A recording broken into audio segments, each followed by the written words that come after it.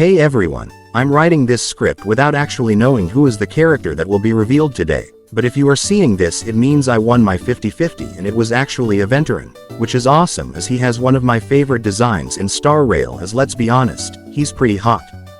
His kit also looks really strong too as he completes the lineup of sustained characters.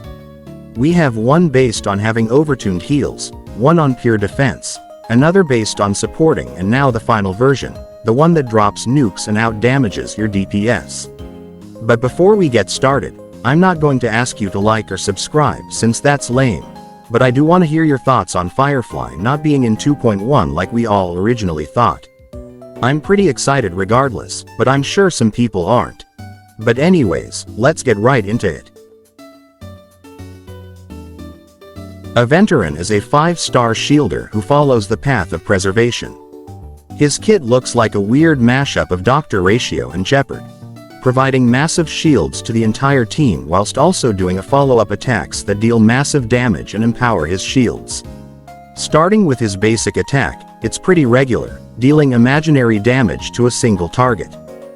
Aventurine's skill is where the Jeopard aspect comes from, providing all allies with a shield capable of absorbing damage equal to a percentage of Aventurine's defense.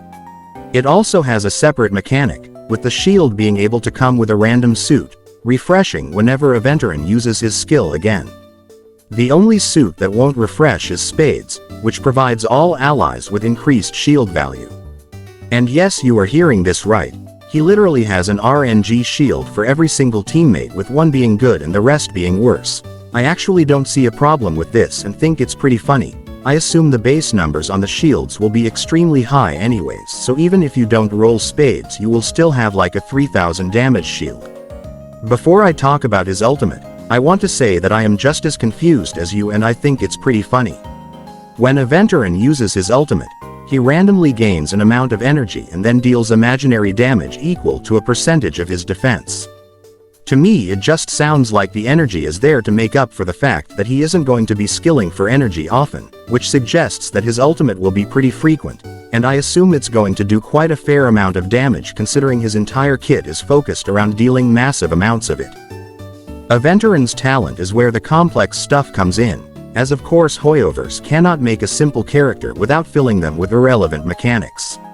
When any ally under the exclusive shield from his skill gets attacked, Aventurine will accumulate energy. A Spades shield will accumulate more energy than usual, with the rest generating less. When Aventurine reaches 6 energy points, Aventurine will refresh all suits of all allies and increase his own defense, after which he consumes all 6 energy to a set amount of follow-up attacks, and for every attack, deals imaginary damage equal to a percentage of Aventurine's defense to a random enemy target on the field. Moving on to Aventurine's traces, the first one increases his damage by a percentage whenever his current HP is above a certain amount. Which to me sounds like his shielding has to be good, as how else will he consistently keep this talent up? The second talent increases Aventurine's resistance to debuffs when under a shield. The interesting part about this is that it specifies control-type debuffs, which means stuff like Kafka's Dominate should be pretty ineffective against him. His final talent provides the team with an additional shield whenever he uses his follow-up attack. This additional shield stacks with the shield that comes from his skill and refreshes the duration of it. I think Aventurine's base kit is really good and really fun too. Not having a team-wide cleanse or CC block like Fuzan kinda sucks, but I think if his damage numbers are even semi-relevant it can make up for it. His shield seemingly has pretty much perfect uptime due to his follow-ups resetting his shield duration. This should mean that theoretically you never have to use his skill after the first time, unless they break of course. But even this seems unlikely to me considering his shields get empowered by like 3 different parts of his kit. With the way his talent is worded and the cap being over 6, it implies that AoE attacks should all count as separate hits, as there would be no other way to go over 6 stacks in the first place. This means that he should be firing off his follow-up attacks extremely often, which is a great sign considering they look to be his main source of damage. His ultimate seems a little bare bones, but considering how much his talent and traces do, it's quite fitting that it's more tame compared to the rest of his kit. His sustain just from wording alone looks to rival Fuzan, and I'm being really nice to her here. I guess power creep truly is real, as like imagine showing a Jeopard main in 1.0 this kit. Anyways, I am done talking about the base kit now, which means you can leave if you aren't interested in eidolons.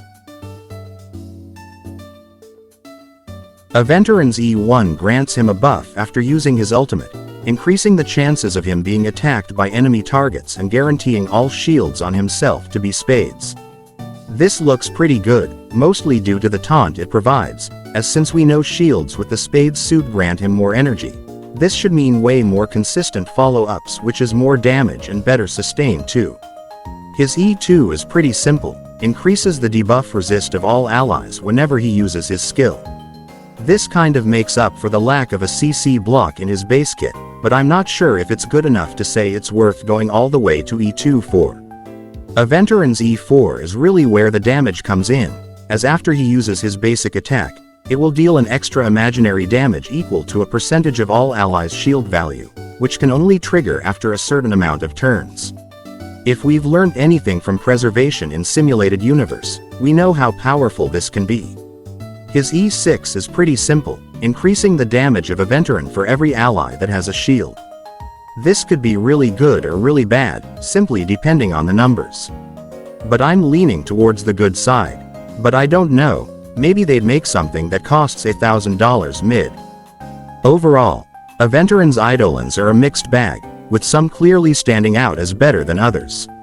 His E1, E4 and E6 all have the potential to be very good, but I can't say for sure if any of them would be worth pulling per se. Maybe his E1 would potentially be worth picking up, but that's as far as I'd go personally. Overall, Aventurine has a super interesting kit, every part of it from the RNG shields to the consistent follow-ups, to the weird energy ultimate sounds incredibly fun to me and pretty good too. His only drawback is somewhat countered by the fact that he resists annoying CC like domination and outrage. And he looks to be extremely self-sufficient too, which means he can very easily solo sustain. But yeah, that's enough glazing for today. I hope you enjoyed watching and you should subscribe if you feel like it. But anyways, I'll see you guys in the next video.